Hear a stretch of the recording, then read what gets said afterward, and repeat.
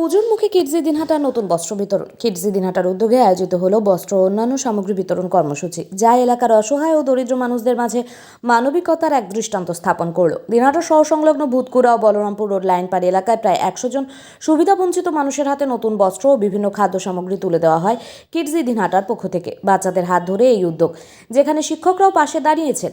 শুধু সামগ্রী বিতরণ নয়, মানবিকতার পাঠও দিয়েছে।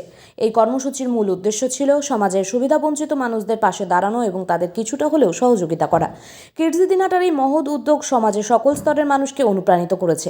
আমরা আশা করছি এই ধরনের কর্মসূচি ভবিষ্যতেও চলতে থাকবে এবং আরও বেশি মানুষকে সাহায্য করবে।